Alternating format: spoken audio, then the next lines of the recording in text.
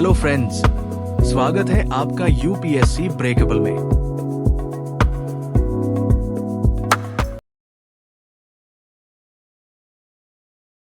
आज हम भारतीय संविधान के सबसे महत्वपूर्ण अनुच्छेदों में से एक अनुच्छेद आर्टिकल 17 को विस्तार से समझेंगे।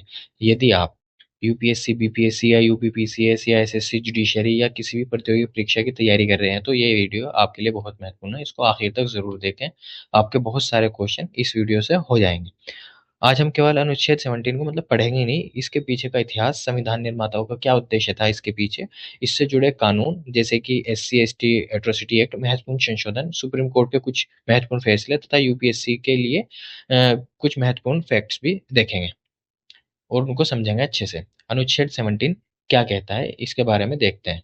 भारतीय संविधान का अनुच्छेद 17 कहता है अस्पृश्यता यानी अनटचेबिलिटी का अंत किया जाता है तथा उसका किसी भी रूप में पालन करना मना होगा। अस्पृश्यता के आधार पर किसी भी प्रकार की निर्योग्यता लागू करना कानून के अनुसार एक दंडनीय अपराध होगा।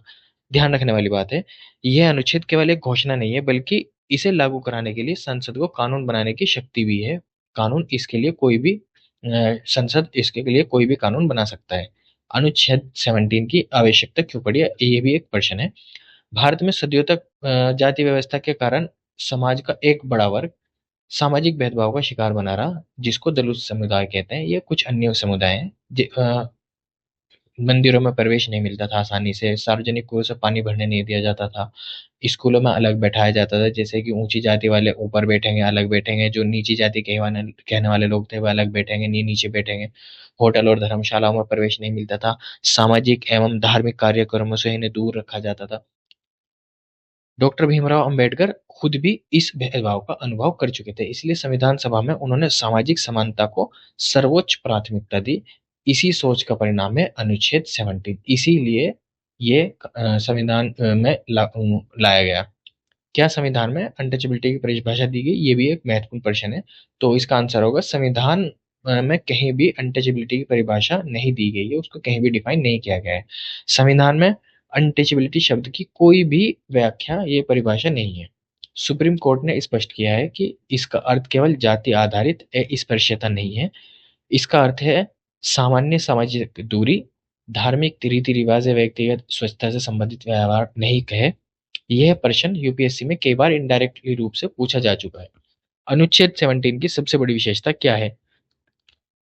भारत के अधिकांश फंडामेंटल राइट केवल स्टेट के विरुद्ध लागू होते हैं, लेकिन अनुच्छेद 17 कुछ खास है और कुछ अधिकारों में से है, उन कुछ अधिकारों में से है जो प्राइवेट इंडिविजुअल पर भी लागू होते हैं, यानी निजी व्यक्ति पर भी लागू हो सकते हैं। किसी नागरिक के साथ जाति के आधार पर अस्पृश्यता का व्यवहार करता है कोई भी निजी व्यक्ति, तो उसके विरुद्ध कानूनी कार्रवाई की जा सकती है। आर्टिकल 17 को लागू करने वाले कुछ कानून देख लेते हैं, जैसे कि protection of civil rights act 1955। शुरुआत में इसका नाम था अनटचेबिलिटी ऑफेंसेस एक्ट 1955, लेकिन 1976 में संशोधन करके इसका नाम बदलकर protection of civil rights act 1955 कर दिया गया। इस कानून के अंतर्गत कुछ अपराध माने गए हैं, जैसे कि किसी भी व्यक्ति को मंदिर में प्रवेश करने से रोकना, होटल में प्रवेश से रोकना या सार्वजनिक स्थानों से रोकना, मतलब जो सार्वजनिक स्थान है वहां पे जाने से रोकना, ये सार्वजनिक जल स्रोत का उपयोग से रोकना, जाति के आधार पर सामाजिक बहिष्कार करना। इस कानून के तहत दोषी व्यक्ति को दंड और जुर्माना दोनों हो सकते हैं। SC/ST prevention atrocity act 1989। अब बात करते हैं सबसे महत्वपूर्ण कानून की, जो 1989 में संसद ने शेड्यूल कास्ट और शेड्यूल ट्राइब्स के लिए बनाया था। इसका नाम है schedule caste and schedule tribes prevention of atrocity act 1989 बनाया गया। इसका उद्देश्य केवल अनटचेबिलिटी यानी अस्पृश्यता को रोकना नहीं था, बल्कि SC/ST समुदाय पर होने वाले गंभीर अत्याचारों को भी रोकना था। इस अधिनियम के अंतर्गत अपराधों में शामिल है जाति सूचक गाली देना, सार्वजनिक रूप से किसी का अपमान करना, जमीन पर अवैध कब्जा करना या किसी भी व्यक्ति का सामाजिक बहिष्कार करना, महिलाओं के साथ अत्याचार करना या बंधुआ मजदूरी कराना, या जबरन मजदूरी कराना, या महिलाओं के साथ दुराचार करना, मतदान से रोकना, धार्मिक स्थलों पर प्रवेश से रोकना, संपत्ति को नुकसान पहुंचाना। इस कानून में विशेष अदालतों, स्पेशल कोर्ट्स का भी प्रावधान है। विशेष लोक अभियोजकों यानी स्पेशल पब्लिक प्रोसिक्यूटर और पीड़ितों के लिए पुनर्वास की व्यवस्था की गई है। महत्वपूर्ण अमेंडमेंट्स मतलब कुछ इंपॉर्टेंट अमेंडमेंट देखते हैं। जो पहला अमेंडमेंट हुआ था वो 1976 में हुआ था। Protection of civil rights act को अधिक प्रभावी बनाया गया। इसमें क्या किया? इसमें सजा बढ़ाई गई। अपराधों की जो सूची थी उसको लंबे लंबा किया गया। राज्य सरकारों को अधिक जिम्मेदारी दी गई। एससी एसटी अमेंडमेंट एक्ट 2015 2015 के संशोधन में कई नए अपराध जोड़े गए।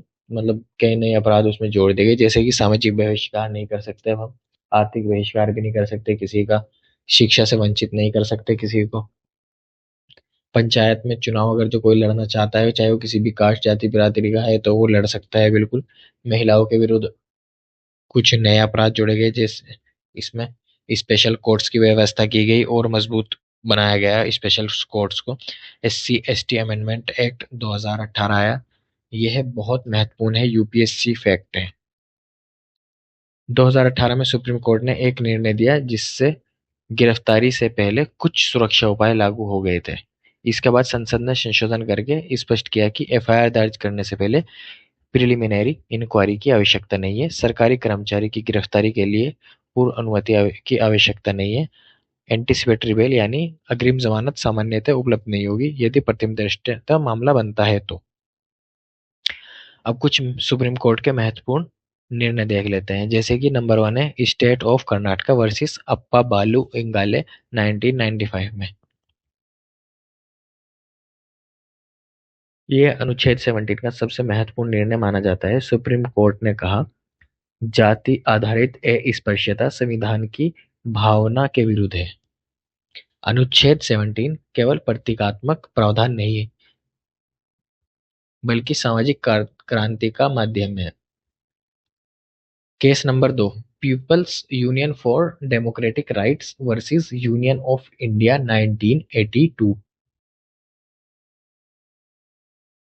हालांकि यह मामला जो है मुख्य रूप से अनुच्छेद 23 से जुड़ा हुआ है, लेकिन न्यायालय ने सामाजिक न्याय और कमजोर वर्गों की सुरक्षा पर महत्वपूर्ण टिप्पणियां की जो अनुच्छेद 17 की संवैधानिक भावना को मजबूत करती है।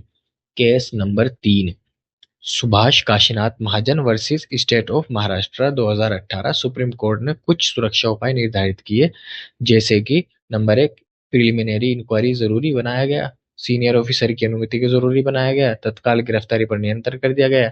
इस निर्णय की सुप्रीम कोर्ट की काफी आलोचना हुई, लेकिन बाद में संविधान संशोधन करके संसद द्वारा इन प्रतिबंधों को प्रभावी रूप से समाप्त कर दिया गया। Prithviraj Chauhan versus union of India case number 4 2020।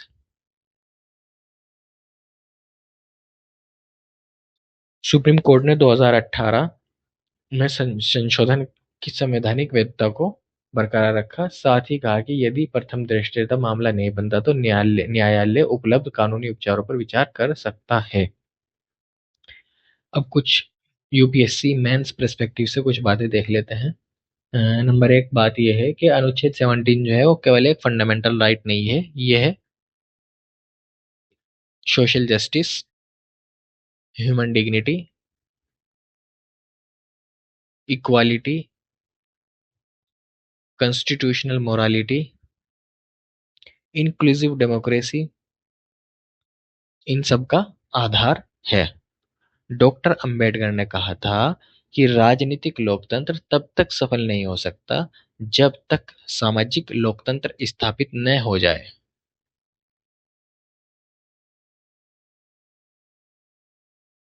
अब प्रीलिम्स के लिए कुछ याद रखने वाली बातें देख लेते हैं जो आपके पीटी एग्जाम में बहुत इंपॉर्टेंट है। सबसे पहली बात, अनुच्छेद 17 जो है वो पार्ट 3 के अंदर आता है और ये राइट टू इक्वालिटी का पार्ट है जो आर्टिकल 14 टू आर्टिकल 18 के बीच में है। और आर्टिकल 17 जो है वो अबोलिशन ऑफ अनटचेबिलिटी यानी अस्पृश्यता का अंत करता है।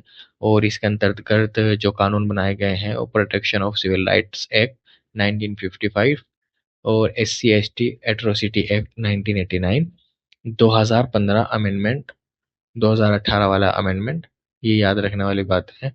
कुछ 3-4 केसेस जो बताए हैं वो याद रखने वाले हैं, जैसे कि अप्पा बालू इंगले, सुभाष काशीनाथ महाजन केस, पृथ्वीराज चौहान केस।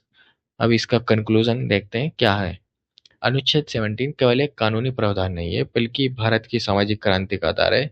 इसने समानता, गरिमा और सामाजिक न्याय को संवैधानिक संरक्षण दिया है तथा सदियों से चली आ रही जाति आधारित अस्पृश्यता का कानूनन समापन किया है।